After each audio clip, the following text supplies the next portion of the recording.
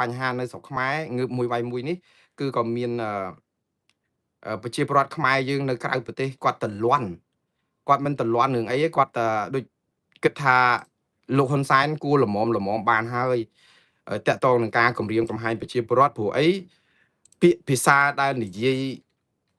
អាមឹងឬក៏គម្រាមងើបមួយវាយមួយមានដើម្បីអីអាងើបមួយវាយមួយហ្នឹងគឺដើម្បីក្រាញអំណាចតាមពិតអាការក្រាញអំណាចហ្នឹងវាមិនមានអីខុសទេប្រទេសណាក៏គេចង់ក្រាញអំណាចដែរមើលទៅសិង្ហបុរីមើលលីខ្វាន់យូឬក៏ស្អីកូនចៅគាត់ហ្នឹងអ្នកណាក៏ចង់ឃើញគាត់តាំងមកគ្រួសារតកូលគាត់កាន់អំណាចរហូតជាប់ឆ្នោតរហូតរាប់សិបឆ្នាំមានណាគេតោមនិញ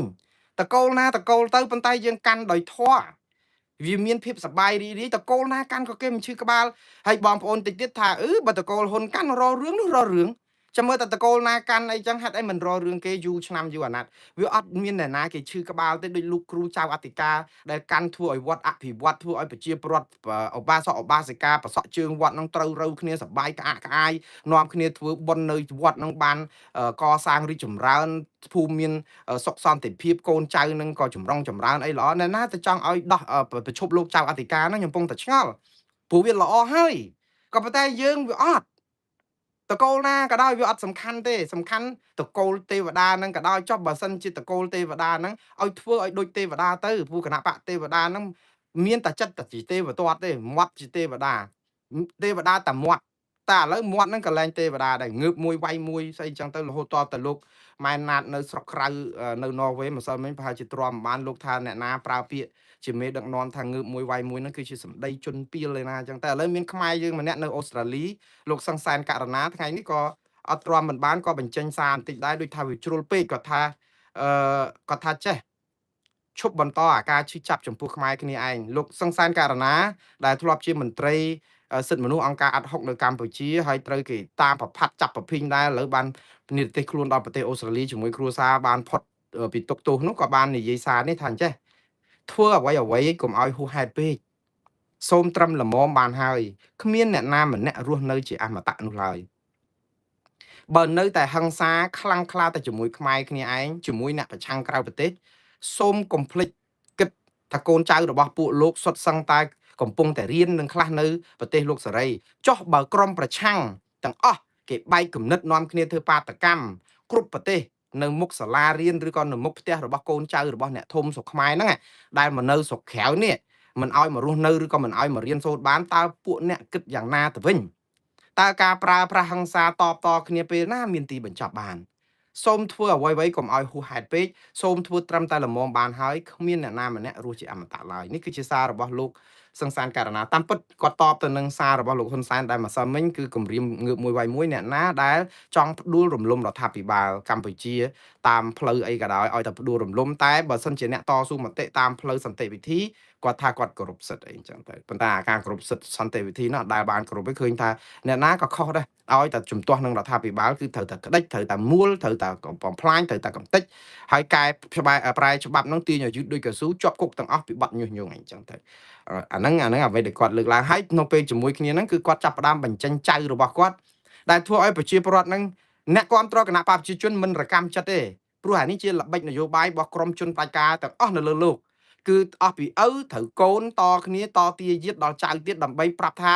បោះឆ្នោតឲ្យគណៈបកកាន់អំណាចហ្នឹងគឺអ្នកឯងនឹងបានទទួលការការពារនឹងបើពុកលលួយបើលួចជាតិនឹងអាចលួចបានតដល់ចៅគាត់ទៀតព្រោះអីនៅក្នុងក្រាញអំណាចហ្នឹងរបៀបដឹកនាំរដ្ឋអត់មានផ្លាស់ប្ដូរទេពីឪដល់កូនដល់ចៅអីចឹងទៅនេះគេចង់ប្រាប់ធានាឲ្យអ្នកគ្រប់គ្រងគណៈបកកាន់អំណាចហ្នឹងនៅជឿទុកចិត្តលើថ្នាក់ដឹកនាំថាទោះក្នុងតម្លៃណាគឺអត់មានឲ្យបែកបាក់ក្រុមគ្រួសារយើងទេបើនៅស៊ីបាននៅស៊ីរហូតព្រោះអស់ពីឪដល់កូនអស់ពីកូនដល់ចៅគឺនៅបំផ្លាញជាតិនៅលួចជាតិនៅពុកលលួយនៅកក្រិចនៅអីហ្នឹងគឺយើងនៅបានទាំងអស់រក្សាតំណែងរក្សាការងាររក្សាអីនៅជាប់ព្រោះអីតពីឪដល់កូនតពីកូនដល់ចៅបានន័យថារចនាសម្ព័ន្ធនៃរបៀបដឹកនាំដដែលអត់មានអ្នកណាមករុះឬកកោកកាយត្រូវទូចទាលុយលួចជាតិហ្នឹងមកវិញអីបានព្រោះអត់ណាធ្វើបានសោះអញ្ចឹងគាត់ចាត់ទុកថាតកូលគាត់គឺជាតកូលទេវតាមិនអាចមានគណៈបកប្រឆាំងណាមកដណ្ដើមបានទេតាមពិតរឿងដែលតកូលតអីនេះខ្ញុំដូចអត់មានតោមនិញទេខ្ញុំនិយាយទៅលោកហ៊ុនសែននិយាយនឹងក៏ស្អំចិត្តគណៈបកប្រជាជនកម្ពុជាវាមិនមែនជារឿងអីខុសឆ្គងទេក៏ប៉ុន្តែអាការស្អំចិត្តហ្នឹងវាធ្វើបាបធ្វើទុកបុកម្នេញរបស់ក្រមប្រឆាំងជាពិសេសក្រមជនរងគ្រោះនៃការរំលាយគណៈបកសង្គ្រោះជាតិអីគ្នាវាឈឺចាប់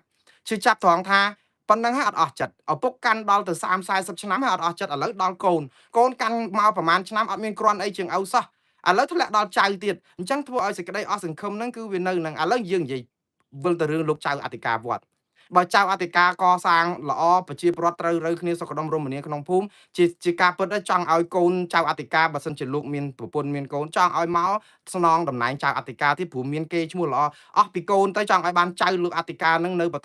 គេឈ្មោះទៅព្រោះល្អក្នុងភូមិនឹងគេស្រឡាញ់អ្នកណាមិនស្រឡាញ់ក៏ប៉ុន្តែបើដឹងថាចៅអធិការនឹងផឹកក៏ផឹកស្រីក៏ស្រីពាលាអាវ៉ាសែបាតផ្សារហឹង្សាវ័យលោកនេនបាច់ចម្លក់ប៉ោងចម្លក់ហើយទៅប្រព្រឹត្តខុសអាបត្តិលោកប៉ុន្តែទៅរករឿងអត់បានដោយសារតែមានក្រុមគាត់ហ្នឹងជួយកាងនៅទប់ជាប់នៅហ្នឹងហើយចេះតែចាប់អ្នកណាតវ៉ាដាក់គុកហើយដល់ពេលអស់ពីចៅអធិការគេបដិញ្ញអត់បានមកធ្លាក់ចេញកូនចៅអធិការហ្នឹងឥឡូវកូនចៅអធិការធ្វើអីមិនកើតគេដោះអត់ដេញអត់បានដោយសារតែយើងដូរអាប្រព័ន្ធគណៈកម្មការវត្តសុទ្ធតែគ្នាឯងបោះឆ្នោតមិនក៏តែមិនឈ្នះព្រោះអីគណៈកម្មការវត្តដូចទីហោ5នាក់ដើម្បីបោះទម្លាក់ចៅអធិការទាំង5នាក់សុទ្ធតែបោះវត្តការពារចៅអធិការដល់អញ្ចឹងគ្នាអ្នកបសក់ជើងវត្តនឹងធ្វើមិនក៏តែមិនឈ្នះតោះតែដូរគណៈកម្មការនឹងចេញប៉ុន្តែដូរអត់បានដោយសារគណៈកម្មការនឹងគេសរសេរច្បាប់សរសេរអីហើយដល់ពេលហើយដាក់កូនមកទៀតកូននឹងប្រព្រឹត្តអំពើផ្ដេសផ្ដាស់ទៀតគេដូរអត់បានឥឡូវនឹងទៅរករឿងគេទៀតថាអត់ទេអ្នកណានៅគ្រប់ត្រគាត់ដែលធ្លាប់លួចរបស់វត្តបានហ្នឹងនៅការពារកូននឹងទៀតដើម្បីធ្លាក់ដល់ចៅទៀតឧទាហរណ៍ទេខ្ញុំមិននិយាយថាគ្រួសារតកូលហ៊ុនអាក្រក់ដល់ប៉ុណ្ណឹងទេខ្ញុំគ្រាន់តែនិយាយថានេះគឺជាន័យធៀបតើប្រជាពលរដ្ឋក្រំគ្រាដួងចិត្តប៉ុណ្ណាទៅដែលដឹងថាយើងខំប្រឹងក្រាងកាងចឹងកូនទេវតាចៅទេវតានោះវាសំថាជាអ្នកដែលប្រកបដោយទស្សពិតរាជធម៌អីចឹងមាននរណាគេទៅជឿក្បាលតកូលហ៊ុនតកូលទាតកូលកម្មតកូលសុកតកូលរងតកូលមីតកូលហាច់តកូលសឿនអីកាន់ទៅវាអត់មានបញ្ហាអីសោះគ្មានអ្នកណាគេជំទាស់រឿងតកូលទេមែនតើប៉ុន្តែសប្ងៃខ្ញុំឃើញក្រុមប្រឆាំងនៅក្រៅប្រទេសឬក៏អ្នកដែលតស៊ូមតិទាស់នឹងតកូលដោយសារតែអាការដឹកនាំបែបទាយាទឲ្យអត់ព្រមផ្លាស់ប្ដូរហ្នឹងទេតែអញ្ចឹងតែប៉ុណ្្នឹងទេបើសិនជាយើងដាក់តកូលដដែលក្រុមដដែលមនុស្សដដែលបានន័យថារបៀបដឹកនាំរដ្ឋវាដដែលនឹងមានដូរអីលោកហ៊ុនម៉ាណែតកាន់2 3ឆ្នាំហើយមានដែលធ្វើអីខុសពីឪឥឡូវនេះអត់មែនត្រឹមធ្វើអីខុសពីឪទេគឺអត់ធ្វើហ្មងឲ្យឪធ្វើទាំងអស់ទៀតដែលគាត់វ័យចំណាស់ចិត្តជាងហើយដែលគួរតែម៉ោងនេះទៅសុំសិលឬក៏ទៅវត្តទៅវាអីទៅឬក៏សម្រាប់ពីការងារទៅល្មមបានអត់មកនៅកោកពេញតែបណ្ដាញសង្គមនឹងដដែលតាមខេត្តតាមអីទៅត្រុកអត់បានសម្រាប់អីទៀតចុះកូនមានកម្លាំងពេញលោកហ៊ុនម៉ាណែតអាយុ50ឆ្នាំតែឆ្នាំរោងដូចខ្ញុំដែរអាយុ50មានកម្លាំងពេញបឹបអត់ទេឥឡូវឲ្យឪធ្វើទៅតាមពិតមិនមែនលោកហ៊ុនម៉ាណែតមិនចង់ធ្វើដែរតែឪនឹងគឺអត់ឲ្យកូនធ្វើដែរវាយ៉ាប់ដែរពិបាករឿងត្រង់ថាអត់បរៀនកូនឲ្យស្ទូចត្រីឲ្យតែត្រីកូនហូបចាំមើលដល់ពេលអត់ពីលោកហ៊ុនសែនទៅកូនដាច់ពោះហ្មងបាទហើយនេះគឺចូលដល់ព័ត៌មានបន្ថែមទៀតពេលវេលាចង់ថាចង់ផ្អែមបន្លែដែរតែទៅអត់រួចព្រោះពេលវេលាខ្លីពេកបងប្អូនខ្មែរខ្លះសួរខ្ញុំថាមានន័យថាម៉េចទៅលោកមុងណារ៉េតអាផ្អែមបន្លែហ្នឹងបញ្យល់ផងផ្អែមបន្លែហ្នឹងគឺតប៉ែបងប្អូនបើនិយាយឲ្យងាយស្រួលស្ដាប់វាដូចថាដូចវាផ្អែមនៅហ្នឹងវានៅអត់ទៅមុខនៅឡាយនៅហ្នឹងបាទខ្ញុំថាអញ្ចឹងប៉ុន្តែពេលខ្លះវាត្រូវការផ្អែមបន្លែចឹងដែរព្រោះនិយាយម៉ាត់មួយទៅគឺវាចប់ទៅប៉ុន្តែវាអត់បកស្រាយអត់អីទៅបងប្អូនខ្លះក៏លោកមិនយល់ដល់ពីពវៀនបត់ចទាសរបស់អ្នករដ្ឋគ្រប់គ្រងរដ្ឋអីចឹងបោកប្រជាពលរដ្ឋមកអាយុហើយអាប្រព័ន្ធឃោសនាផ្សព្វផ្សាយគេហ្នឹងបោកគ្រប់គ្នាហើយដល់ពេលហើយបងប្អូនចាញ់បោកហើយដល់ពេលហើយតាំងមកអង្គុយយំខ្ញុំចង់ឲ្យបងប្អូនខ្មែរយើងមានអំណាចពេញដៃហើយអំណាចហ្នឹងមិនមែនអំណាចទៅធ្វើអំពើហិង្សាអីទេអំណាចប្រាជ្ញាអំណាចមនសិការបញ្ញាញាណអំណាចត្រេះរិះអំណាចដឹងអំពីការដែលដឹកនាំប្រទេសទាំងក្រមប្រឆាំងទាំងក្រមគណៈបកកណ្ដាលអំណាចតើអ្នកណាគ្រាន់បើជាងអ្នកណាស្មោករោគជាងអ្នកណាហើយជាប្រជាពលរដ្ឋនឹងត្រូវសម្រេចជោគវាសនាដោយខ្លួនឯងមិនឲ្យក្រមអ្នកនយោបាយណាបោកយើងបានអានេះបានប្រទេសយើងទៅមុខខ្ញុំចង់ឲ្យប្រជាពលរដ្ឋជាអ្នកចេះដឹងយល់ព័ត៌មានគ្រប់ជ្រុងជ្រោយហើយសម្រេចជោគវាសនាដោយខ្លួនឯងកុំឲ្យគេបោកសរង1 ព្រួយ 5 ឆ្នាំទេតែប៉ុណ្្នឹងឯងហើយបើប្រជាពលរដ្ឋមានការត្រេះរិះពិចារណាត្រឹមត្រូវមេដឹកនាំអត់ចេះបោកយើងបានស្រាចិត្តអានេះជាបំណងដែលខ្ញុំចង់បានអត់ដែលថានាំគ្នាទៅបំពាក់អាវុធដើម្បីធ្វើរដ្ឋាភិបាលក្រៅច្បាប់ឬក៏ផ្ដួលរំលំរដ្ឋាភិបាលអត់អាលីងមូណារ៉េតស្រឡាញ់សន្តិភាពស្រឡាញ់អំពើអហិង្សានិងការតស៊ូមតិដោយសន្តិវិធីតាមរយៈការបោះឆ្នោតដោយសេរីត្រឹមត្រូវនិងយុត្តិធម៌អីចឹងឯងអត់មានទៅទៀមទាឲ្យមានអំពើហិង្សាធ្វើបាតកម្មបះបោអីណាអត់មានទេប៉ុន្តែអាទាំងអស់នេះណាបើអត់ធ្វើតាមអ្វីដែលមូណារ៉េតប្រាប់ទេណាអត់ផុតពីបង្ហូរឈាមគ្នាទេទោះជាគណៈបកប្រជាជនកម្ពុជាប្រឹងទប់យូរប៉ុណ្ណាក៏ដោយនៅពេលណាមួយគឺវានឹងដល់ផ្ទុះក្ដួងដែលឆេះឈួលពេញផ្ទៃប្រទេសចលាចលទាំងក្រមក្នុងគណៈបកប្រជាជនទាំងក្រមនឹងច្បោកច្បល់ព្រោះអីអារបៀប របៀបដឹកនាំរដ្ឋបែបនេះហ្នឹងគឺវាអត់មានទៅមុខឆ្ងាយទេបើយើងអត់ដូរហើយបើដូរទៅវាអាចកែបានតែប៉ុណ្ណោះ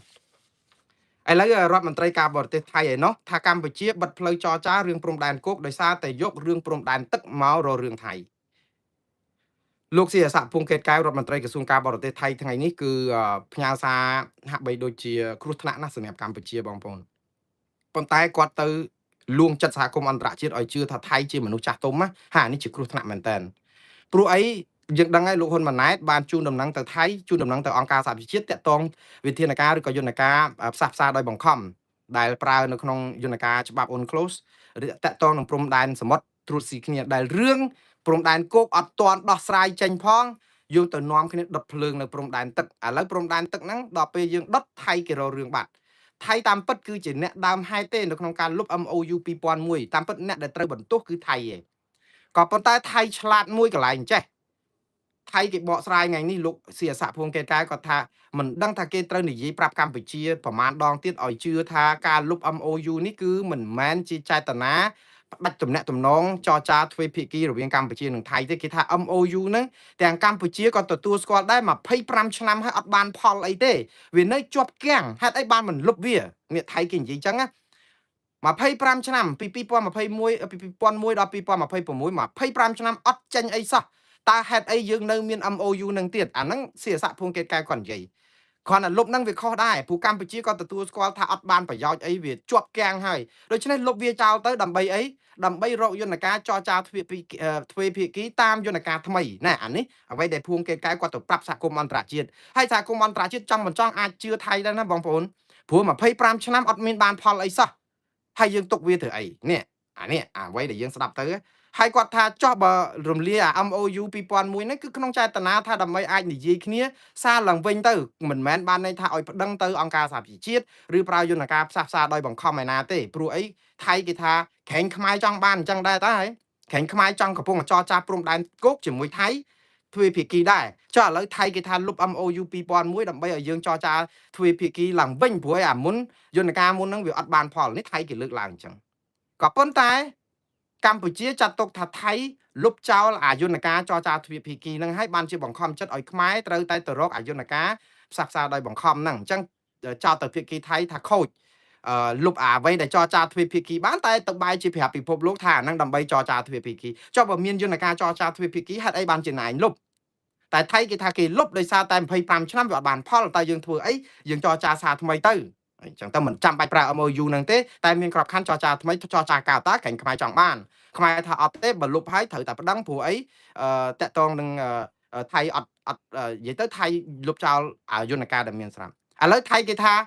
ខ្មែរហាក់បីដូចជាធ្វើប្រច្រាស់ចកីដែរចង់ចរចាព្រំដែនគោកជាមួយថៃតែឥឡូវពេលដែលថៃលុប MOU ទៅជាប្តឹងទៅដល់អង្គការសហប្រជាជាតិអីអញ្ចឹងទៅគាត់ថានេះគឺជាការបិទផ្លូវចរចាព្រំដែនគោកហើយគ្រោះថ្នាក់ណាស់បងប្អូនចឹងបានខ្ញុំបាននិយាយហើយថាតាហ៊ានទៅដុតនៅក្នុងព្រំដែនសមុទ្រហ្នឹងអត់ទាន់មានភ្លើងឆេះយើងនឹងមានរឿងព្រំដែនគោកឥឡូវថៃបានលេះបាត់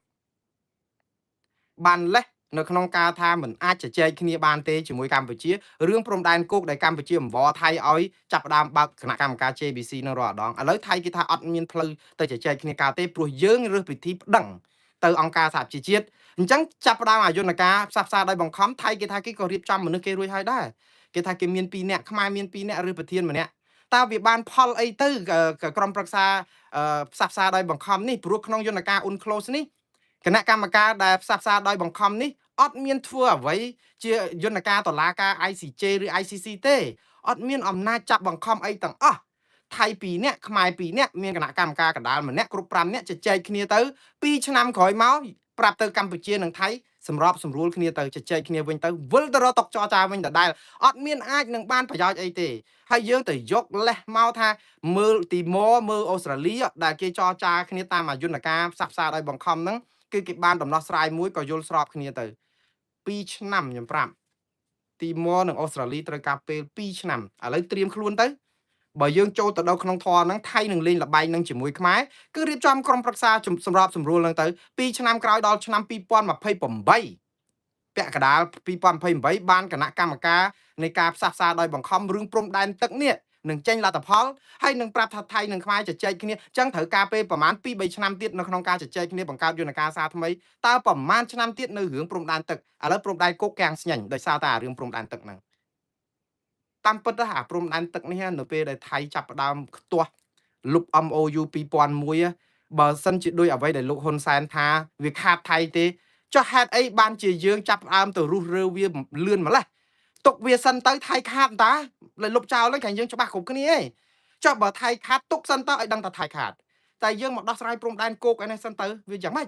ព្រោះព្រំដែនគោកនេះវាឈឺចាប់ណាស់អត់នេះគឺជានយោបាយប្រជាភិថុតដើម្បីលួងចិត្តប្រជាពលរដ្ឋឲ្យជឿថាយើងដោះស្រាយបញ្ហាអត់មានទឹកដីអីក៏ដោយបាត់1 មីលីម៉ែត្រណាក្នុងដែនសមុទ្រគឺយើងដោះស្រាយខ្ញុំថានេះគឺជាជំហររឹងមាំរបស់រដ្ឋាភិបាលដែលគួរឲ្យកក់ក្ដៅហើយប៉ុន្តែវាខុសពេលខុសកាលខុសវេលាព្រោះអីរឿងអត់ទាន់បន្ទាន់រហូតដល់ទៅដល់ថ្នាក់ដែលរុះរើអាហ្នឹងព្រោះតែរុះរើអាហ្នឹងគឺយើងធ្វើឲ្យចូលសងថៃហើយព្រោះនេះលបែងថៃតាបងប្អូនលបែងលុប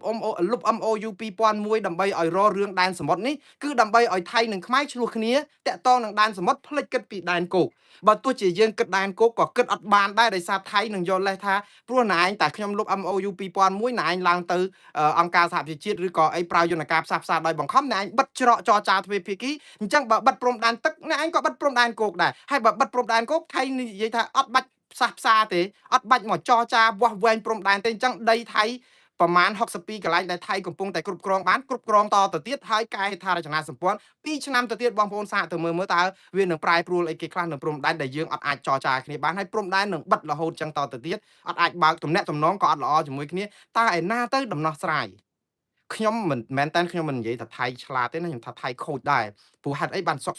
លុប MOU 2001ខ្ញុំដូចខ្ញុំវិភាគអញ្ចឹង MOU 2001នេះគឺថៃលុបដើម្បីយកលេសឲ្យខ្មែរចូលលេងលបែងមួយថាខ្មែរបិទផ្លូវចរចាទ្វេភាគីហើយតាមពិតថៃររឿងទេជាអ្នកផ្ដើមមុននេះដើម្បីឲ្យបិទផ្លូវចរចាទ្វេភាគីព្រោះតែលុបអាហ្នឹងច្បាស់ណាស់ខ្មែរនឹងប្តឹងទៅអង្គការសហប្រជាជាតិដើម្បីឲ្យមានយន្តការផ្សះផ្សាដោយបង្ខំហើយតែផ្សះផ្សាដោយបង្ខំវាអត់មានយន្តការទ្វេភាគីទៀតទេអញ្ចឹងបាទអាហ្នឹងអត់មានអាព្រំដែនគោកក៏អត់មានថៃរួចខ្លួនបាត់ព្រោះអីគេថាខ្មែរតើជ្រើសរើសវិធីអត់ចរចាទ្វេភាគីទៅយកអាយន្តការបង្ខំផ្សះផ្សាដោយបង្ខំរឿងព្រំដែនទឹកឯណាណោះឃើញថៃបកកែពវៀងស្ថានភាពឥឡូវយើងចូលសងលបែងថៃប៉ុន្តែកម្ពុជាអត់មានជំរឿសដែរចូលសងគេហ្នឹងគឺក៏ស្អំចិត្តប្រជាពលរដ្ឋឲ្យគិតថាខ្មែរគិតពីតម្លៃដែនសមុទ្រយើងដែរប៉ុន្តែតើអាត្រួតស៊ីគ្នានឹងខាតអីស្អីគេខ្លះឥឡូវគេបំពេញដល់ណាខ្លះអីលាក់នឹងលាក់យើងអត់ដែរបញ្យល់ប្រាប់ប្រជាពលរដ្ឋក្រៅតែពីនាំគ្នាទុំស្គរអាជ័យធ្លាក់ទឹកហើយនាំគ្នាហែញ៉ាត់គ្រប់ត្រអញ្ចឹងទៅតើគ្រប់ត្រនឹងខ្មែរខាតអីខាងយើងថាថៃខាតតើឲ្យបងប្អូនខ្ញុំពងតែឆ្ងល់នេះវាអត់យល់សោះលោកហ៊ុនសែនទៅយកបោះលោកសុរជាតិបំរុងសុកដែលជាសាស្ត្រាចារ្យនៅจุฬាលង្កនមកនិយាយថាបលុប MOU ហ្នឹងគឺថៃខាតទេខ្មែរចំណេញចុះបើខ្មែរចំណេញសោះហេតុអីបានជាយើងនាំគ្នាភ័យម្លេះ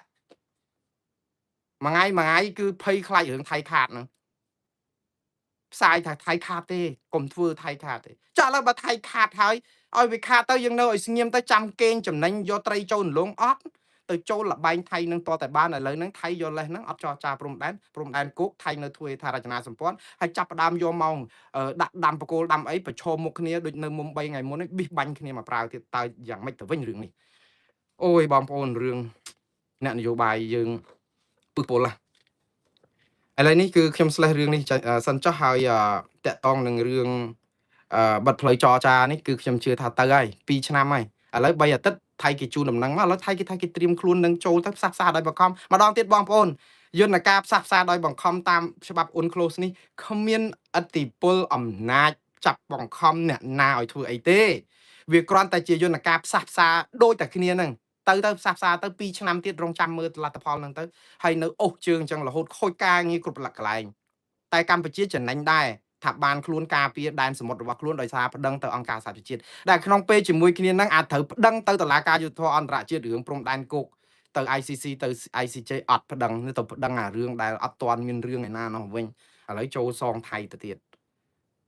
ជួនកាលថ្នាក់ដឹកនាំគេថាគេធ្វើត្រូវហើយយើងក៏ប្រកែកខ្លាំងមកម៉េះសូមជូនពរឲ្យអស់លោកជោគជ័យចុះ2ឆ្នាំទៅមុខទៀតមិនដឹងយ៉ាងម៉េចថៃយកលេសអត់មកវាស់ព្រំដែនយូរកែអាហេដ្ឋារចនាសម្ព័ន្ធកាន់តែរឹងមាំទៅគ្រឿងមាំទៅយើងនៅតែរីងរៃទៅយើងកើតជំងឺ stress ហើយខ្មែរកើតជំងឺ stress ទៅតែថតរូបហ្នឹងក្បែរព្រំដែនចាំទៅ2ឆ្នាំទៀតបងប្អូនចាំមើលទៅ 3 ឆ្នាំទៀត 4 ឆ្នាំទៀតអត់បានផលអីសោះថៃនៅទាញអូសរហូតដោយសារតែយល់លេសហ្នឹងបាទឥឡូវប្រតិកម្មប្រជាពលរដ្ឋរឿងគ្រូពេទ្យតង់ប្រកាសលុបមាតិកាអប់រំសុខភាពឯណោះវិញស្អីទេបងប្អូនស្អីក៏មានដែរស្រុកខ្មែរឃើញលោកគ្រូពេទ្យតង់ហ្នឹងគឺចេញសារមកតាមបណ្ដាញសង្គម2 3ថ្ងៃអូសអត់ផុតសោះដោយសារតែគណៈគ្រូពេទ្យកម្ពុជាហៅទៅផឹកតែទៅណែនាំប្រាប់ឲ្យគោរពវិជ្ជាជីវៈសិលធម៌ពេទ្យដោយរឿងរបស់គណៈគ្រូពេទ្យដែលចេញសេចក្តីប្រកាសព័ត៌មានហ្នឹងគឺស្នើឲ្យលោកដុកទ័រតង់ហ្នឹងគឺនិយាយទៅធ្វើអីឲ្យទៅតាមក្រមសីលធម៌វិជ្ជាជីវៈពេទ្យតែសំខាន់របស់គណៈគ្រូពេទ្យហ្នឹងគឺបកស្រាយបំភ្លឺហ្នឹងគឺតែប៉ុណ្ណេះទេ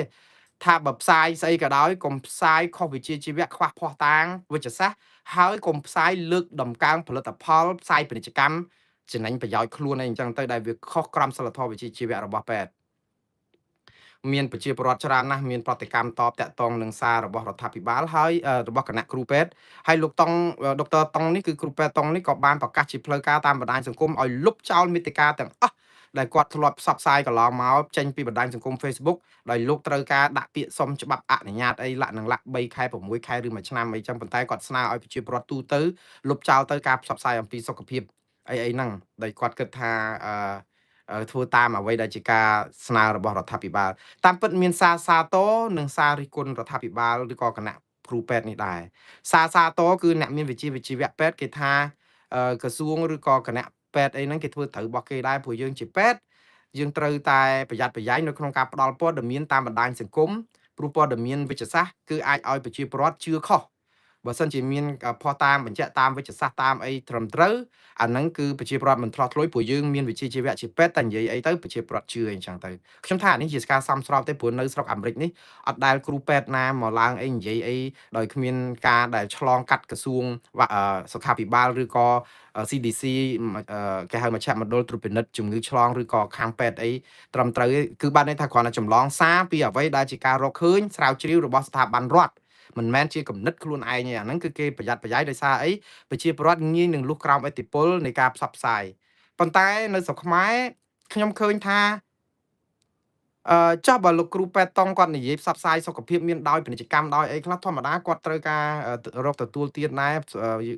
ចំណាយពេលវេលាចំណាយអីអញ្ចឹងទៅ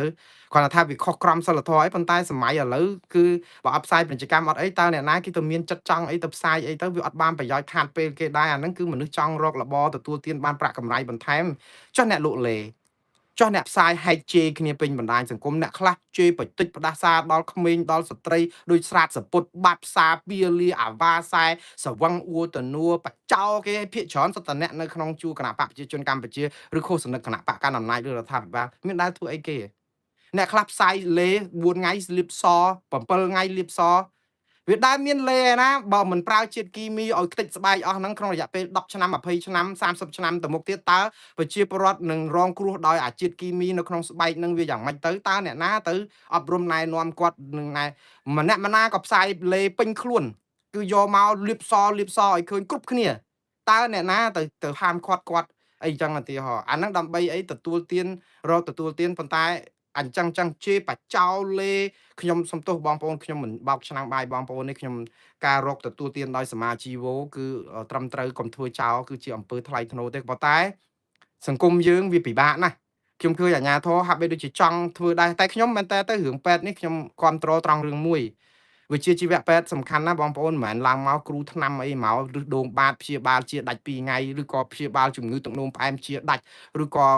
ប្រើស្អីអត់បានទេធ្វើអត់បានទេបើយើងប្រកែដូច្នេះអាមេរិកទិញយើងយកមកអាមេរិកផលិតថ្នាំនឹងមហារីកអីជាដាច់ងាប់ប្រជាពលរដ្ឋជឿតាមយើងនឹងផឹកដាច់ខ្យល់ងាប់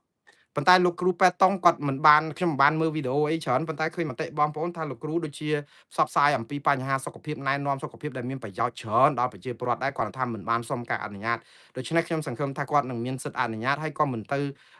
រដ្ឋបិទអីរឿងផ្សាយពាណិជ្ជកម្មផ្សាយអីខ្លះទេដើម្បីឲ្យគាត់ជាការលើកទឹកចិត្តគាត់នៅក្នុងការរកទទួលទានអីចឹងណាប៉ុន្តែខ្ញុំក៏ស្នើឲ្យលោកគ្រូប៉ែតទាំងអស់ដែរពេលផ្សាយអីក៏ដោយពីការរកឃើញអំពីឧទាហរណ៍ថាទទួលទានទឹកមានសុខភាពដល់ជីវិតជួយឲ្យស្បែកភ្លឺថ្លាជួយអីកុំនិយាយចោលអញ្ចឹងព្រោះអាហ្នឹងមិនមែនជាការរកឃើញរបស់យើងទេពេទ្យក៏ដោយ យើងត្រូវលើកមកថាតាមការសិក្សារបស់មជ្ឈមណ្ឌលក្រសួងសុខាភិបាលនេះបានលើកទឹកចិត្តឲ្យប្រជាពលរដ្ឋទទួលទានទឹកដោយសារទឹកនឹងវាអញ្ចេះការដើរទៅមានសុខភាពការហាត់ប្រាណមានសុខភាពត្រូវយើងជាពេទ្យគ្រាន់តែថាមានទឹកមាត់ប្រៃក៏ប៉ុន្តែយកអាហេតុផលហ្នឹងយកមកបន្ថែមតកតងនឹងគេហៅថាការរកឃើញបែបវិទ្យាសាស្ត្រជាក់ស្ដែងអីផងកុំឲ្យគេស្ដាប់មកដោយលោកគ្រូពេទ្យហ្នឹងអ្នកនិយាយខ្លួនឯងអីអញ្ចឹងខ្ញុំលើកទឹកចិត្តឲ្យបន្តធ្វើឲ្យច្រើនទៀតប៉ុន្តែលើកទឹកចិត្តឲ្យទាញហេតុផលហើយម្ដងទៀតបរដ្ឋាភិបាលធ្វើលោកគ្រូពេទ្យតង់ណាសុំធ្វើអ្នកលក់លេលក់អីផ្ដេសផ្ដាស់សុំទោសអ្នកដែលលក់លេអីតាមត្រឹមត្រូវមានអាជ្ញាប័ណ្ណមានអីត្រឹមត្រូវអីប្រកាសត្រឹមត្រូវកុំទៅធ្វើទុកបុកម្នេញគ្នាឲ្យគ្នារកទទួលទានផងប៉ុន្តែត្រូវតែប្រយ័ត្នរឿងថាតើអាហារណារបស់ណាដែលនេះឲ្យការជេរបតិចផ្ដាសាគ្នាហ្នឹងគឺត្រូវតែចាត់ការឲ្យដូចគ្នាកុំឲ្យអូសទូកឲ្យល្អានចាប់ត្រីបានឲ្យល្អទឹកបាទអានេះគឺជាសំណូមពររបស់ខ្ញុំហើយជឿថាបើធ្វើបានវាធ្វើឲ្យសង្គមនេះមានភាពយុត្តិធម៌កុំឲ្យថាអឺយើងរដ្ឋបတ်សិទ្ធិសេរីភាពរបស់គេហើយប្រជាពលរដ្ឋមានការថ្នាំងថ្នាក់ហើយចិត្តតែចោតរដ្ឋាភិបាលហ្នឹងថាធ្វើអីប្រទេសផ្ដាស់តាមពិតបើតាមបំណងគណៈគ្រូពេទ្យនេះមើលទៅមិនជាអាក្រក់ទេព្រោះធម្មតាគ្រូពេទ្យគេមិនអាចផ្សាយអីប្រទេសផ្ដាស់អីទៅស្រែកចិត្តអត់មានការអនុញ្ញាតចឹងដែរគ្រាន់តែថាយើងវាប៉ាតណាប៉ាតណីមិនមែនតែលោកគ្រូពេទ្យតង់ទេគ្រូពេទ្យមេធាវីអ្នកណាផ្សេងទៀតនឹងឃើញមកហោហែប៉ុន្តែពេលខ្លះជាបំណងល្អគ្រាន់តែថាបើយើងរដ្ឋបတ်គ្រប់រឿងចឹងងាប់អីតែជាការដាស់សតិអារម្មណ៍ដើម្បីឲ្យធ្វើអីមួយឲ្យមានក្រមសីលធម៌មានវិជ្ជាជីវៈមានអីគិតគូរអីអាហ្នឹងវាគ្រាន់តែការបន្ថែមប៉ុន្តែ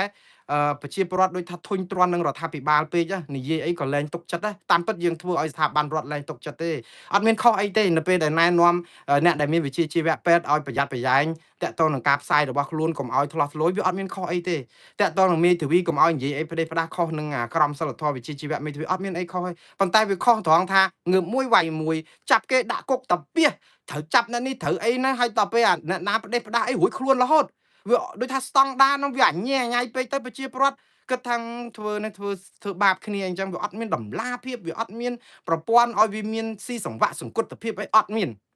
ចឹងអាហ្នឹងរដ្ឋាភិបាលត្រូវស្ដារឡើងវិញឲ្យកែតម្រង់អាហ្នឹងឲ្យវាស៊ីជម្រៅទៅប្រជាពលរដ្ឋលោកនឹងទទួលយកបានហើយបាទឥឡូវនេះគឺព័ត៌មានចុងក្រោយគឺតាក់ទងនឹងលោក Thaksin ឯណោះថ្ងៃនេះទទួលបានបរិយាទានទោសពីព្រះមហាក្សត្រថៃក្នុងខួបចម្រើនប្រជជនរបស់ព្រះមហាក្សត្រថៃឲ្យលោកអាចមានសេរីភាពពេញលេញដោយប្រជាពលរដ្ឋធម្មតាលែងដាក់អាស្អីចាប់អាស្អីអេឡិចត្រូនិកតាមកងជើងកងដៃអីពេលចេញពីគុកមកនឹងដាក់នៅក្នុងផ្ទះហ្នឹងក៏ដោយអត់ឲ្យគាត់ដើរទៅណាទេចាប់ការធ្វើដំណើរអីសពបែបយ៉ាងឥឡូវនេះគឺព្រះមហាក្សត្រថៃបានបរិយាទានទោសឲ្យគាត់ជាមនុស្សមានសេរីភាពអាចធ្វើដំណើរបានគ្រប់ទិសទីដោយមិនរងការរដ្ឋបတ်ពីតុលាការឃើញនៅថៃគឺគេអញ្ចឹងគឺគេឆ្លោះគ្នាមកប្រាវចាប់ដាក់គុកចាប់អីកន្លះឆ្នាំអីឆ្នាំសរបសម្រួលផ្សះផ្សាគ្នាទៅយើងវិញណែលោកកម្មសខាសัตว์នៅក្នុងទ្រុងយកមកឲ្យចងស្លាប់កស៊ូប្រហោះធ្លាក់បាក់កទៅក្នុងទឹកបាត់ហើយឥឡូវអាហ្នឹងហើយយើងថាយើងចិត្តបានចិត្តល្អយើងខ្មាស់ថៃហ៎បងប្អូនខ្ញុំនិយាយត្រង់យើងស្អប់ថៃយើងនាំគ្នាស្អប់អ្នកនយោបាយថៃប៉ុន្តែយើងធ្វើឲ្យគេមើងងាយយើងខ្មាស់គេតែអ្នកដឹកនាំយើងប្រហែលជាមិនខ្វះខ្មែរមិនដឹងទេព័ត៌មានចុងក្រោយបងប្អូនគឺតាក់ទងនឹងលោករដ្ឋមន្ត្រីការបរទេសអាមេរិកឯនោះវិញគឺលោក Rubio Marco Rubio គាត់បានថ្លែងសក្ខីកម្មក្នុងសវនាការចំពោះមុខព្រឹទ្ធសភាកាលពីម្សិលមិញការពីជំហរអាមេរិកក្នុងការវាយអ៊ីរ៉ង់ដោយគិតពីរឿងគ្រាប់បរមាណូនេះបើអ៊ីរ៉ង់នៅតែចចេះគឺអាមេរិកអត់មានជំរឿសអីក្រៅពីបន្តសង្គ្រាមតតែបញ្ចប់ឲ្យអ៊ីរ៉ង់អត់បរមាណូដោយអាមេរិកគិតថាអ៊ីរ៉ង់អត់មានបរមាណូពិភពលោកមានសុវត្ថិភាពជាងមុនតែប៉ុណ្ណឹងអញ្ចឹងអាមេរិកអត់ដកថយទេគឺនឹងនៅបន្តទោះអ៊ីរ៉ង់ទៅផ្លូវណាក៏ត្រូវតែអត់មានបរមាណូដែរតងនឹងកម្ពុជាជាប់ក្នុងបញ្ជីរបស់អាមេរិកក្រសួងពាណិជ្ជកម្មអាមេរិកពាក់ព័ន្ធនឹងការដំឡើងពន្ធ 10% បន្ថែមទៀតដោយសារតែការរំលោភសិទ្ធិការងារឬក៏ពលកម្មដោយបង្ខំស្អីទៀតហើយបងប្អូនកម្ពុជាយើងនៅដូចជាមិនសូវជាអស់បញ្ហាហ្នឹងសោះអស់ពីរឿងមួយហើយអាមេរិកហ្នឹងដាក់ពន្ធកយយើងហ្នឹងគឺបងប្អូនមានចាំទេ19%ដំបូងឡើយមិនមែន19ទេណាកាលពីដើមឡើយពីម្លងខែប្រហែលជាមួយឆ្នាំមុនខែមីនានោះនៅពេលលោកត្រាំឡើងមកកាន់ជាប្រធានាធិបតីភ្លាមគឺគាត់ដាក់ពន្ធបដិការយើងហៅ reciprocal tariffs ដែលយើងថាពន្ធទៅពន្ធមកអញ្ចឹងគឺថាតបទៅវិញទៅមកអញ្ចឹងបើថាកម្ពុជាយកពន្ធអាមេរិក100អាមេរិកយកពន្ធកម្ពុជាវិញ100អញ្ចឹងទៅប៉ុន្តែអាពន្ធបដិការហ្នឹងគឺការកណនាហ្នឹងគឺថាវាប្លែកវាពិបាកទទួលយកបានមែនតើដោយសារអីជញ្ជីងពាណិជ្ជកម្មរវាងកម្ពុជានិងអាមេរិកកាលពីពេលនោះគឺអាមេរិកនាំផលិតផលអាមេរិកយកទៅស្រុកខ្មែរតែ3%ទេ ក្នុងចំណោម100%ហ្នឹងគឺនិយាយទៅគឺអាមេរិកនាំទៅ3ខ្មែរនាំមកវិញ97អញ្ចឹងបានន័យថាវាបាក់ជញ្ជីងអាមេរិកនាំតិចមែនតើព្រោះខ្មែរនាំមកអាមេរិកវា9វា1000សំទោស12,000 លានដុល្លារជាងអាមេរិកនាំទៅខ្មែរវិញអត់បាន300លានដុល្លារផងហ្នឹងហើយមែនតើអត់មានអីឆ្ងល់ហ្មងដែរទេពួកអាមេរិកទៅនាំស្អីគេទៅខ្មែរហ្នឹងកម្មកររោងចក្រកាត់ដេរគ្នាប្រាក់ខែ210ដុល្លារហ្នឹងយកមកទិញស្អី iPhone អាមេរិកមួយគ្រឿងពេលដែលចេញថ្មីដូច iPhone 17 17អី Pro អីហ្នឹងសុទ្ធតែ1700 1800អីណានោះតាមទីផ្សារជាក់ស្ដែងពេលខ្លះ2000ដុល្លារជាងគាត់តែទូរស័ព្ទមួយគ្រឿងហ្នឹងកម្មករកាត់ដេរត្រូវសំលុយមួយឆ្នាំអាហ្នឹងសំលុយអត់បាច់ញ៉ាំអីសោះផងវាអត់មានកម្លាំងសេដ្ឋកិច្ចអាមេរិកឯណានៅស្រុកខ្មែរហ្នឹងទេបើនៅស្រុកថៃអាហ្នឹងអាចមានដោយសារតែថៃវាជាទីផ្សារធំប្រជាប្រដ្ឋថៃក៏ជីវភាពគេធូរធារជាងខ្មែរយើងហើយម្យ៉ាងទៀតភ្ញៀវទេសចរទៅថៃហ្នឹងច្រើនលានដូច្នេះដូចថាសេដ្ឋកិច្ចគេហ្នឹងក៏វាដើរឬក៏ប្រាក់ចំណូលច្រើ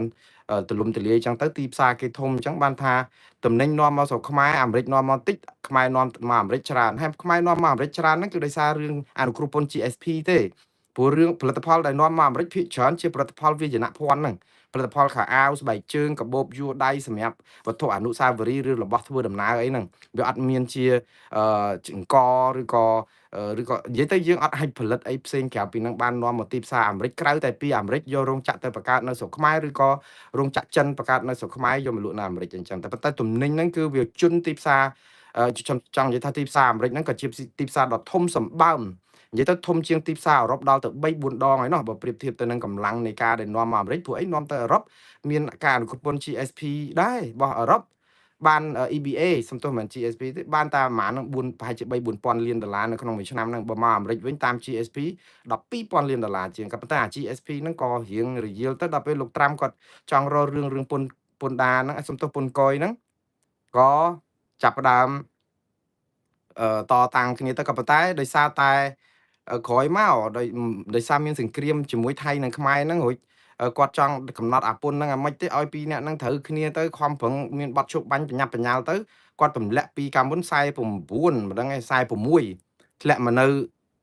30ជាង36ម្ដងហើយក្រោយមកក៏ធ្លាក់នៅ19%ទាំងថៃទាំងម៉ាឡេទាំងកម្ពុជា3ប្រទេសហ្នឹងគឺស្មើគ្នា19ដូចគ្នាដោយសារតែម៉ាឡេចូលរួមជួយសម្របសម្រួលឲ្យមានបទជប់បាញ់ថៃក៏ព្រមឲ្យមានបទជប់បាញ់អីចឹងតែអ្នកដែលខាតគឺខាតខ្មែរឡុងចុងហ្មងព្រោះបទជប់បាញ់នេះគឺបាត់តែសង្គ្រាមលែងបាញ់គ្នាមែនទេប៉ុន្តែបលាលួសនៅរាយពាត់ជុំវិញបេះដូងខ្មែរនៅគ្រប់ទិសទីហើយដីខ្មែរជាង60កន្លែងត្រូវថៃគ្រប់គ្រងរហូតដល់ឥឡូវអត់ទាន់បានម្ដុំមកវិញទេម្យ៉ាងទៀតគឺនៅពេលដែលជាប់19%នេះគឺអាមេរិកក៏ចាប់ផ្ដើមជជែកវែងឆ្ងាយទៀតនៅថ្ងៃទីបើតាមយើងចាំនៅខែ10គឺអាមេរិកបាន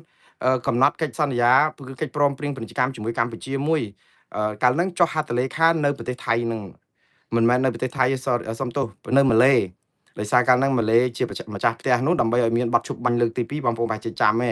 កាលហ្នឹងលោកត្រាំគាត់ទៅចូលរួមធ្វើជាអធិបតីអីដែរនៅក្នុងការដែលរៀបចំឲ្យមានពិធីជួបគ្នាលោកហ៊ុនម៉ាណែតនិងអនុទិនចាំវរៈគុលឆ្លៀតឱកាសហ្នឹងក៏គេចុះហត្ថលេខាពាណិជ្ជកម្មមួយកិច្ចព្រមព្រៀងពាណិជ្ជកម្មរវាងកម្ពុជានិងអាមេរិកដោយកម្ពុជាឈប់យកពន្ធអាមេរិកទម្លាក់ពន្ធផលិតផលអាមេរិកនាំទៅស្រុកខ្មែរឲ្យធ្លាក់ដល់កម្រិត0ហ្មងដើម្បីអីដើម្បីលួងចិត្តអាមេរិកឲ្យនាំឬក៏ដកអាកា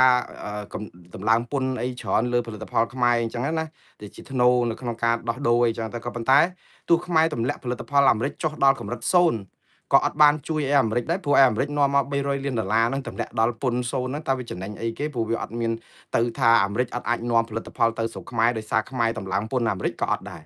រអាមេរិកអត់នាំផលិតផលទៅស្រុកខ្មែរបានមិនមែនដោយសារជាប់ពន្ធកយខ្មែរខ្ពស់ទេព្រោះពន្ធកយយើងសប្ងៃហ្នឹងដាក់លើផលិតផលអាមេរិកខ្ពស់បំផុតមាន28%ដល់និយាយទៅគឺចន្លោះប្រហែលជា15%អីហ្នឹងវាទូចស្រួយស្ដើងមែនតើវាអត់មានអីត្រូវធ្ងន់រហូតដល់អាមេរិកលក់អត់បានអីចឹងប៉ុន្តែសំខាន់វាមិនមែនរឿងពន្ធទេវាសំខាន់គឺលើសេដ្ឋកិច្ចកម្ពុជាប្រាក់ចំណូលជីវភាពគ្រួសារនិងតម្រូវការរបស់ប្រជាពលរដ្ឋខ្មែរហ្នឹងត្រូវបានផលិតផលចិនផលិតផលយួនអីចឹងវាមិនអាចទៅដល់ទំនើបផលិតផលរបស់អាមេរិកខ្ញុំនិយាយមិនមែនមើលងាយខ្មែរយើងគ្មានសមត្ថភាពទេតែប្រាក់បៀវត្សយើងវាទាបពេកយើងអត់មានកម្លាំងទៅទិញផលិតផលថ្លៃៗរបស់អាមេរិកទេដូច្នេះទោះបន្ថយពន្ធដល់0ក៏អត់បានចំណេញអីដល់អាមេរិកដែរតែសំខាន់បំផុតនៅពេលដែលយើងជាប់កិច្ចព្រមព្រៀងខែ10ហ្នឹងគឺកម្ពុជាសន្យាជាមួយអាមេរិកមិនមែនត្រឹមបន្ថយពន្ធទេណ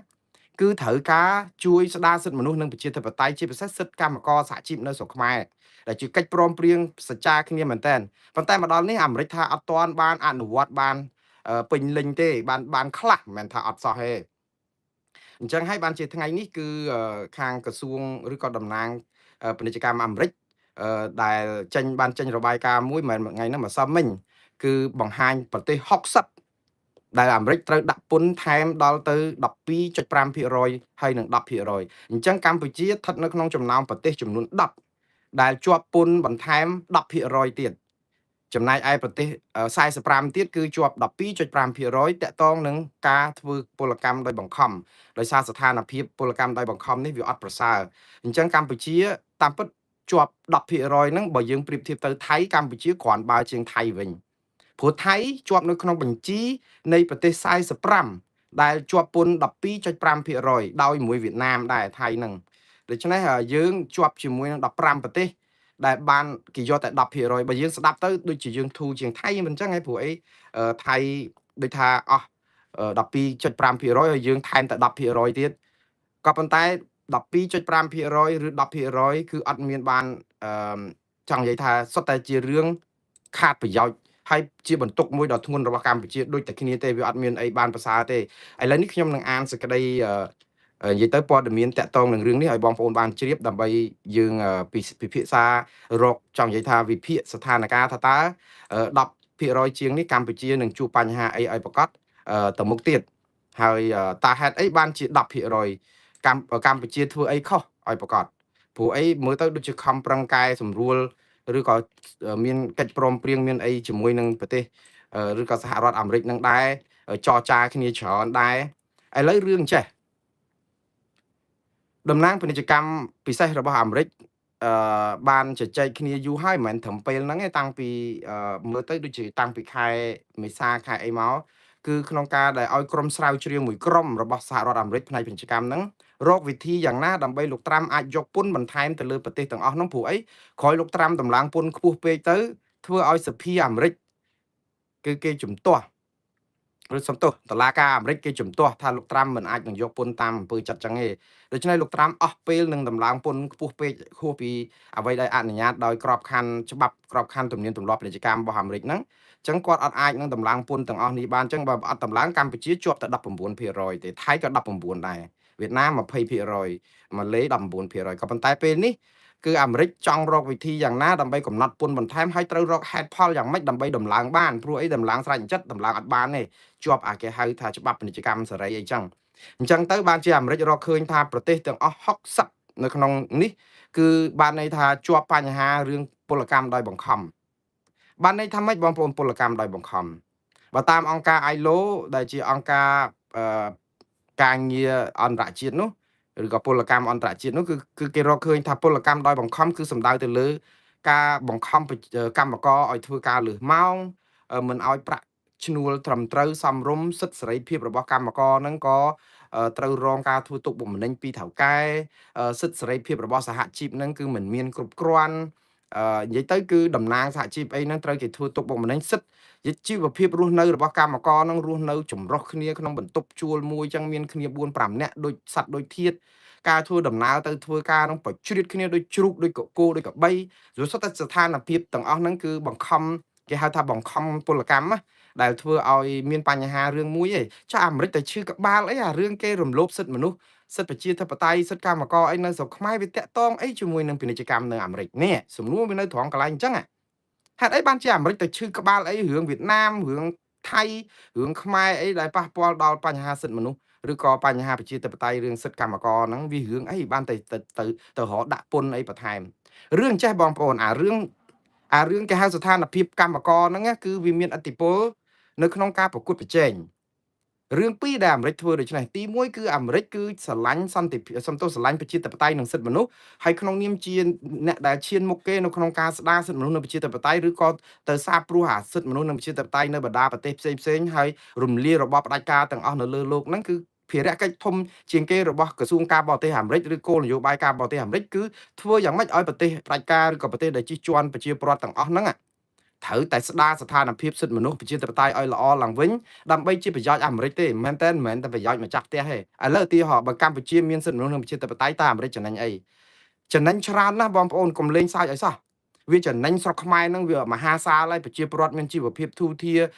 លែងងើបមួយវាយមួយលែងរៀបចំការបោះឆ្នោតដោយអត់សេរីត្រឹមត្រូវយុត្តិធម៌លែងបង្ក្រាបអង្គការសង្គមស៊ីវិលលែងអីប្រជាពលរដ្ឋមានសិទ្ធិបញ្ចេញមតិមានសិទ្ធិសម្រេចជោគវាសនាប្រទេសខ្លួនឯងដោយមិនរងការធ្វើទុកបុកម្នេញងើបមួយវាយមួយពីថ្នាក់ដឹកនាំអីចឹងអាហ្នឹងវាចំណេញអាមេរិកថងថាអីពេលដែលប្រទេសមានសេរីមានប្រជាធិបតេយ្យត្រឹមត្រូវប្រទេសហ្នឹងវារីកចម្រើនពេលដែលរីកចម្រើនបាត់អំពើពុករលួយបពពួកនិយមអាទ្របធនដែលបានមកពីការរីកចម្រើនហ្នឹងវាចូលទៅក្នុងសេដ្ឋកិច្ចវាបានទៅប្រជាជននៅពេលដែលបានទៅប្រជាជនទី1គឺប្រជាជនមានជីវភាពទូធាអាចទិញផលិតផលអាមេរិកបានព្រោះអីអាផលិតផលអាមេរិកវាថ្លៃហើយតែប្រជាពលរដ្ឋដូចខ្ញុំនិយាយចឹងរហូតតែក្ដួចហូបអត់បានហ្នឹងអត់អាចមកទិញផលិតផលអាមេរិកថ្លៃបានទេព្រោះទីផ្សារអាមេរិកគឺផលិតផលប្រណិតល្អចឹងគុណភាពខ្ពស់តម្លៃក៏វាថ្លៃដែរអញ្ចឹងយើងអត់មានកម្លាំងទិញផលិតផលអាមេរិកផងអាហ្នឹងរឿងសេដ្ឋកិច្ចរឿងពាណិជ្ជកម្មទី2គឺរឿងតាក់ទងនឹងសិទ្ធិមនុស្សអាមេរិកក៏ចង់ឲ្យមានភាពល្អចឹងទៅមានប្រជាធិបតេយ្យច្រើនសនុកនិយាយស្ដាប់គ្នាដូចអ៊ីរ៉ង់អីហ្នឹងនិយាយស្ដាប់គ្នាមិនដូចគួយបាដូចកូរ៉េខាងជើងដូចប្រទេសផ្សេងទៀតដែលកុម្មុយនីសវេណេស៊ុយឡាអីហ្នឹងនិយាយស្ដាប់គ្នាមិនបើតិចធ្វើអាវុធបរិមាណណូតិចបង្ក្រាបប្រជាពលរដ្ឋតិចធ្វើឲ្យបញ្ហាអញ្ចឹងអាមេរិកអត់បានចំណេញអីទាំងអស់ពីប្រទេសទាំងអស់នោះมันអាចទៅរកស៊ីมันអាចទៅបើកក្រុមហ៊ុនมันអាចអីព្រោះគេស្អប់អាមេរិកដែលចង់ឲ្យស្ដារសិទ្ធិមនុស្សនិងប្រជាធិបតេយ្យមួយថ្ងៃគុំតែអាមេរិកដូច្នេះវាខាតប្រយោជន៍អាមេរិកច្រើនដែរតាមពិតវាបានប្រយោជន៍ដល់ប្រទេសសម័យមែនប៉ុន្តែវាចំណេញដល់អាមេរិកទាំងសេដ្ឋកិច្ចទាំងសន្តិសុខសង្គមនិងពិភពលោកទៀតព្រោះអសន្តិសុខពិភពលោកហ្នឹងបើប្រទេសផ្ដាច់ការនៅជុំគ្នាច្រើនគឺអំពើຕົកឈឺក្បាលមកតែបើអស់ទៅគឺស្រួលនិយាយស្ដាប់គ្នាព្រោះប្រទេសប្រជាធិបតេយ្យចង់ណាស់បានមិត្តភ័ក្តិបានការប្រស្រ័យតាក់ទងគ្នារកស៊ីជាមួយគ្នាមានក្រុមហ៊ុនធំពីប្រទេសប្រជាធិបតេយ្យដូចគ្នាអញ្ចឹងណាតទៅពេលអញ្ចឹងកុម្មុយនីសគឺពិបាកចូលហ្មងក្រុមហ៊ុនទៅអត់បានលឹមលំអញ្ចឹងទៅគឺរកស៊ីអត់បានវាធ្វើឲ្យខាតប្រយោជន៍ទាំងស្រុកខ្មែរខាតប្រយោជន៍ទាំងស្រុកអាមេរិកហើយមួយទៀតដែលសំខាន់បំផុតដែលអាមេរិកឈឺចាប់នឹងរឿងការបង្ខំពលកម្មការងារការរំលោភសិទ្ធិមនុស្សសិទ្ធិកម្មករសិទ្ធិសហជីពហ្នឹងគឺតកតងនឹងការប្រកួតប្រជែងអត់ស្មើភាពគ្នាបងប្អូនត្រូវចាំណាប្រទេសផ្ដាច់ការគឺឲ្យប្រាក់ខែកម្មករទាបមែនតើឥឡូវដូចនៅស្រុកខ្មែរប្រាក់ខែមួយខែ$210បងប្អូនសាកគិតមើលនៅអាមេរិកនេះប្រាក់ខែមួយថ្ងៃកម្មករគឺ$150ទៅ$180មួយថ្ងៃកម្លាំងកម្មករដែលផលិតផលនៅស្រុកអាមេរិកនេះនៅរោងចក្រសហគ្រាសគេមួយម៉ោងយ៉ាងតិចក៏$12ដែរគឺជាប្រាក់ឈ្នួលអបបរមាគឺទាបបំផុតយើងនៅស្រុកខ្មែរមួយម៉ោងមិនដឹងបាន$1អត់មើលទៅព្រោះអីមួយខែបាន$200ស្មើគេធ្វើការមួយថ្ងៃកម្មករនៅអាមេរិកធ្វើការមួយថ្ងៃជិតបាន$200ស្រុកខ្មែរធ្វើការមួយខែបានតែ$210ឥឡូវបងប្អូនសាកគិតមើលចេះទៅវិញបើយើងធ្វើកម្មករប្រាក់តិចអញ្ចឹងបានន័យថាផលិតផលដែលផលិតចេញមកគឺអាថ្លៃផលិតវាថោកនៅពេលដែលថ្លៃផលិតវាថោកវាអត់ដូចគ្នាដែលចាយលុយច្រើនដើម្បីបង់លុយកម្មករឥឡូវឧទាហរណ៍ឲ្យងាយសាមញ្ញឆាប់យល់បងប្អូនសាកធ្វើទឹកក្រូចកំប៉ុងនៅស្រុកខ្មែរចោះមានរោងចក្រផលិតទឹកក្រូចកំប៉ុងហើយទៅរោងចក្រហ្នឹងមានកម្មករ100នាក់ជាខ្មែរទាំងអស់ហើយយើងជួលទៅគឺឲ្យគាត់ធ្វើការមួយខែ$300អញ្ចឹងមួយខែអស់ប្រមាណ$100 $300អស់តែ$30000ហ្នឹងមួយខែអស់តែ$30000ទេសម្រាប់ជួលកម្មករ100នាក់ដើម្បីផលិតទឹកក្រូចហ្នឹងចុះបើសិនជាមួយខែត្រូវឲ្យកម្មករ$3000តើមួយខែត្រូវអស់ប៉ុន្មានគាត់នៅកម្លាំងកម្មករអស់$3លានមួយអស់$30000មួយអស់$3លានហើយនៅពេលដែលទឹកក្រូចនឹងលក់ទៅអាអ្នក$300 $30000នៅក្នុងមួយខែទឹកក្រូចគេត្រូវលក់មកកំប៉ុង$10យើងដាក់លក់តែ$5ក៏ចំណេញដែរឧទាហរណ៍ព្រោះអីតម្លៃពលកម្មយើងថោកផ្ទុយទៅវិញអ្នកដែលផលិតដែលកម្លាំងពលកម្មថ្លៃទឹកក្រូចដូចគ្នាបើអត់លក់មកកំប៉ុង$5-10គឺលក់អត់បានឬក៏$20គឺអត់លក់អត់បានព្រោះអត់អាចយកទៅទប់នឹងកម្លាំងពលកម្មនេះបានដោយសារតែវាថ្លៃហើយថ្លៃហ្នឹងគឺដោយសារអីពលករគាត់មានសិទ្ធិសេរីភាពមានសហជីពមានការតវ៉ាសុំដំឡើងសុំអីឲ្យមានគេអត្ថប្រយោជន៍អីច្រើនដូច្នេះអាការប្រកួតប្រជែងហ្នឹងវាអត់ស្មើគ្នាសោះហើយអញ្ចឹងទៅធ្វើឲ្យអាមេរិកហ្នឹងគឺផលិតផលខ្លួនឯងយកទៅថ្លៃជាងគេយកប្រកួតប្រជែងអត់គេគឺជន់ទីផ្សារដទៃមកចូលក្នុងទីផ្សារអាមេរិកផលិតផលគេលក់ថោកអាមេរិកលក់ថ្លៃពេកវាមានគុណភាពមានប៉ុន្តែប្រជាពលរដ្ឋតាធូរថ្លៃហើយប្រហាក់ប្រហែលគ្នាយូរទៅគេទៅប្រើរបស់ថោកជាងហើយអញ្ចឹងហើយបានជារបស់ផលិតនៅប្រទេសចិនប្រទេសអីហ្នឹងច្រើនសម្បើមនៅសហរដ្ឋអាមេរិកប្រទេសកម្ពុជាហ្នឹងក៏មានផលិតផលវិជ្ជាភ័ណ្ឌច្រើនដែរវាជួយកម្មករបានក៏ប៉ុន្តែរឿងនេះគឺវាប៉ះពាល់ដល់ការប្រកួតប្រជែងអញ្ចឹងហើយបានថាឥឡូវអាមេរិកគេចង់ឲ្យយើងស្ដារអាស្ថានភាពហ្នឹងតែយើងស្ដារអត់បានកម្ពុជាពិបាកស្ដារមែនតើរឿងសិទ្ធិមនុស្សនិងប្រជាធិបតេយ្យមិនមែនដាក់ពិបាកស្ដារដោយសារតែចង់ឲ្យ គេស្រឡាញ់យើងគេគោរពយើងឲ្យប្រជាពលរដ្ឋមានភាពសុខដុមរមនាមានប្រាក់ជីបៀវត្សឬប្រាក់ឈ្នួលអីច្រើនមិនមែនអញ្ចឹងទេគឺมันអាចនឹងស្ដារស្ថានភាពហ្នឹងដោយសារតែប៉ះពាល់ដល់ការក្រាញអំណាចរបស់ក្រុមគ្រួសារតកូលហ៊ុននឹងឯងគឺដោយសារតែហ៊ានតែបដ ாய் ឲ្យសហជីពតវ៉ាហ៊ានតែឲ្យប្រជាសហជីពក្រោកបាតកម្មអីដើម្បីបញ្ចេញមតិពីរឿងធ្វើបាបកម្មករធ្វើបាបសហជីពតវ៉ារឿងប្រាក់ឈ្នួលទាបរឿងសិទ្ធិរស់នៅរបស់កម្មកររឿងជិះឡានប្រជាតិគ្នារឿងអីអត់បង្ក្រាបគឺអាបញ្ហានឹងកើតឡើងវាខាតប្រយោជន៍ដល់ថៅកែហើយត្រូវចាំថាថៅកែនៅស្រុកខ្មែរក៏មានមន្ត្រីរាជការគណៈបកប្រជាជននឹងច្រើនណាស់ដែលមានភាគហ៊ុនកាងក្រុមហ៊ុនរបស់ចិនទាំងអស់បិទតែចិនបិទអីនៅស្រុកខ្មែរមែនប៉ុន្តែមន្ត្រីខ្មែរច្រើនណាស់ដែលបានផលពីអស់ហ្នឹងនិយាយទៅលៀបសកាអរ៉ាអស់ហ្នឹងវាចូលតែក្រុមពួកគាត់ទេវាអត់បានចូលដល់ឆ្នាំងបាយកម្មករដល់អញ្ចឹងទៅពួកគាត់កាងអាហ្នឹងអូប្រហើបទៀតសិទ្ធិសេរីភាពតែហ៊ានឲ្យគាត់តវ៉ាឡើងដល់ប្រាក់ខែ250អញ្ចឹងឧទាហរណ៍300អ្នកណាអ្នកខាតប្រយោជន៍បងប្អូនចំណេញកម្មករតែខាតប្រយោជន៍ពួកមន្ត្រីអស់នោះដែលមានភាគហ៊ុននៅក្នុងក្រុមហ៊ុនទាំងអស់ហ្នឹងដូច្នេះអត់ខ្ជិះទេសហជីពហ្នឹងក៏អញ្ចឹងដែរផ្ដេសផ្ដាស់មែនតើសហជីពការពារកម្មករពេលកម្មករតវ៉ាតម្លើងប្រាក់ខែទៅការពារថៅកែថាកុំឡើងអីខ្លាចថៅកែដួលឲ្យវាដួលទៅទេម្ដងទៅព្រោះបើហូបក្ដួចដដែលវាអត់មានស្តង់ដារឃើញដល់ពេលអាស្តង់ដារយើងប្រាក់ខែទាបយើងចំណេញតែពួកខាងជញ្ជក់ឈាមប្រជាពលរដ្ឋនិងថៅកែដែលកេងប្រវ័ញ្ចប្រជាពលរដ្ឋកម្មករដល់ពេលហើយវាប៉ះពាល់ខ្ទាស់ដល់អាការធ្វើពាណិជ្ជកម្មសេរីជាមួយអាមេរិកដោយសារការប្រគល់ប្រជែងអត់ស្មើភាពគ្នាព្រោះប្រាក់យើងវាទាបពេកអាមេរិកសូម្បីតែទៅដល់ប្រទេសចិនណាផលិត iPhone នៅប្រទេសចិនណារោងចក្រនៅប្រទេសចិនប្រាក់ខែមិនក្រោម$500ទេព្រោះអីបាតកម្មតវ៉ារឿងអាមេរិកអារឿងកន្លែងផ្សេងទៀតតវ៉ាបានតែក្រុមហ៊ុន Apple មួយគឺចិនតវ៉ាបដូរផ្ដាច់តវ៉ាអត់ឈ្នះលូតសម្រាប់ខ្លួនទៅលើអាគារដល់ពេលអញ្ចឹងទៅខាងក្រុមហ៊ុន Apple គេអាចលេបចូលនៅឃើញការធ្វើទុកបុកម្នេញកម្មករខ្លាចអ្នកទិញនៅគេអត់ទិញអាផលិតផលរបស់ Apple ហ្នឹងដែលធ្វើទុកធ្វើបុកម្នេញកម្មករឡើងប្រាក់ខែផ្ដល់ការយកចិត្តទុកដាក់អត្ថប្រយោជន៍អានឹងជាប្រយោជន៍អញ្ចឹងតែស្រុកយើងងើបមួយវាយមួយតវ៉ាសុទ្ធតែថាយើងនឹងបោកឆ្នាំងបាយកម្មករតវ៉ាឲ្យកម្មករឡើងប្រាក់ខែទៅបោកឆ្នាំងបាយគេយ៉ាងម៉េចខ្ញុំអត់យល់ហើយយើងចុះតែបោកប្រជាពលរដ្ឋនឹងថាកុំតវ៉ាគឺគេរត់ហើយរត់ពីខ្មែរទៅបើករោងចក្រនៅវៀតណាមហើយរត់ពីខ្មែរទៅបើករោងចក្រនៅកាណាដានៅបង់ក្លាដេសស្រីលង្កាអានឹងមកពីយើងធ្វើបាបគ្នាអត់ជំរឹះដល់គ្នាអត់ជំរឹះឲ្យជំរឹះពីហូបនិងអត់ហូបអត់មានឲ្យជំរឹះគ្នាចុះខ្ញុំហូបនំប៉័ងបានទេមីឆាឬក៏នំបញ្ចុកស្លការីឬក៏បបរសត្រីងៀតអីយើងអត់ទេយើងនិយាយមានជំរឹះតែមួយគត់ហូបឬក៏អត់ហូប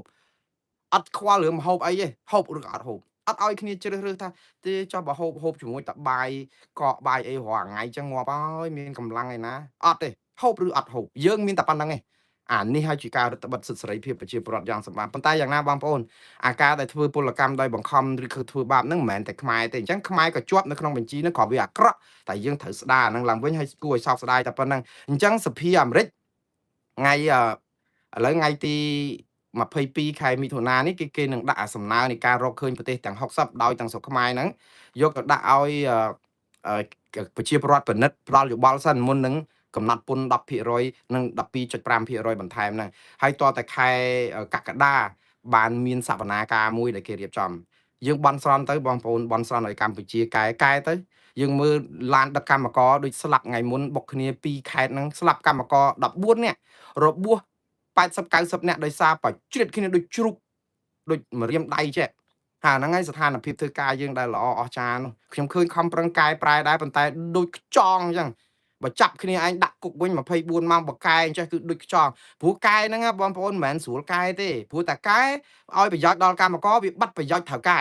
ហើយដូចខ្ញុំនិយាយចឹងថាថៅកែហ្នឹងវាមានភាគហ៊ុនរបស់មនុស្សនៅក្នុងជួរគណៈបកកណ្ដាលអំណាចច្រើនណាស់នៅកាងនៅបានចំណេញអញ្ចឹងដល់អញ្ចឹងវាខាតលៀបគាត់វាបានទៅចំណេញកម្មករប៉ុន្តែវាខាតចំណេញពួកគាត់អត់មានខាតឡងចង់ទេណាតែកែនឹងពួកមន្ត្រីរាជការឬក៏មន្ត្រីខ្នងក្រាក់ដែលនៅក្នុងជួរគណៈបកកណ្ដាលអំណាចដែលនៅកាងក្រុមហ៊ុនទាំងអស់នេះគឺខាតចំណេញទេបងប្អូន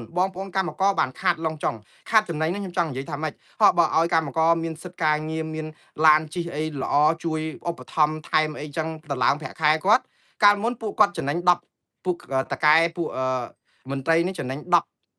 ដល់ឥឡូវគាត់ចំណេញនៅតែ7គាត់ព្រមគាត់ចង់ចំណេញ10ក៏អត់ខ្វល់ណែឯងបានអីទេគឺគាត់ត្រូវការចំណេញចឹងឲ្យច្រើនវាអត់ចែកគ្នារស់ហ៎បងប្អូនវាអញ្ចឹងណា អាហ្នឹងដោយសារប្រទេសយើងវាគ្មានប្រជាធិបតេយ្យត្រឹមត្រូវបើមានត្រឹមត្រូវសហជីពខ្លាំងរឹងមាំឃើញអំពីការដែលចំណេញច្រើនរបស់ក្រុមហ៊ុនយកមកលាតត្រដាងទៅយើងអាចបកអាក្រាតគាត់តែអត់ទេយើងអាចជ័យធ្លាក់ទឹកតែស្គរឲ្យតែគេថាតាបាតកម្មគឺយើងបដិវត្តពណ៌គឺយើងបំផ្លាញរោងចក្របំផ្លាញឆ្នាំងបាយគឺចាប់កម្មករលែងហ៊ាននិយាយឲ្យអីអស់តែទៅគេចាប់ដាក់គុកហើយបើមេដឹកនាំទៅនិយាយអីសួរពីសុខទុក្ខកម្មករវិញអត់ដែលសួរសុខទុក្ខកម្មករឲ្យបានថាចោះជីវភាពប៉ុណ្ណឹងរស់នៅគ្រប់គ្រាន់ទេអត់ដែលហៅឲ្យកម្មករឡើងមកនិយាយថាជួលផ្ទះផងហូបចុកផងទឹកភ្លើងផងការប្រើប្រាស់សពសារពើផងហើយបន្ទប់ជួលបន្ទប់អីហ្នឹងបូកចូលគ្នា210ហ្នឹងហូបគ្រាន់អត់ហើយបើគ្រាន់ហ្នឹងយ៉ាងម៉េចអត់ដែលឲ្យកម្មករនិយាយចឹងទេនោះទៅសបាយទៅបំពងព័ត៌មានទៅសម្ភាសកម្មករ4 5នាក់ហ្នឹងថាអូជីវភាពគេធូរធារល្អសមរម្យល្មមបាន210អីហ្នឹងគឺល្អមែនតើការយកចិត្តទុកដាក់ពីរដ្ឋាភិបាលហ្នឹងប្រឡប់ប្រជាពលរដ្ឋឲ្យទល់ពធស្ដាប់ទៅចាំមកខុសអីតាឯងហ្នឹងប្រជាពលរដ្ឋគេសុទ្ធតែព្រមហើយ210គេល្អគ្រប់គ្នាប៉ុន្តែមនុស្សគ្រប់រាប់សែនអ្នកហ្នឹងគឺសុទ្ធតែយំអត់ទៅស្ដាប់ហើយបើស្ដាប់ហ្នឹងទៅនិយាយរឿងអាភាសលើក្រែអីណាសម្ភាសអ្នកនេះដេកជាមួយគ្នាម្ដងឯណាទៅចឹងវិញបាទរឿងការពិតជាក់ស្ដែងយើងអត់មានអានេះនយោបាយប្រជាពិធដ្ឋឲ្យបងប្អូននឹងនៅសឹមនឹងហើយដល់ពេលចុងក្រោយគេគម្រាមងើបមួយវាយមួយស្ងាត់មាត់ចិត្តឈឹងព្រោះរឿងស្រុកខ្មែរអត់មានរឿងអីក្រៅពីងើបមួយវាយមួយទេបងប្អូនព្រោះអត់អាចដោះស្រាយរឿងអីបានក្រៅពីគម្រាមហ្នឹងទេតែងើបមកវាដូចថាបញ្ហាវានៅចាក់ស្រេះអញ្ចឹងស្អីក៏មានដែរដល់ពេលអញ្ចឹងអត់ដោះស្រាយបញ្ហាទេគឺនាំគ្នាអង្គុយបកផ្សែងគឺងើបមួយវាយមួយអញ្ចឹងទៅឥឡូវខ្ញុំនិយាយអំពីតកតងនឹងរឿង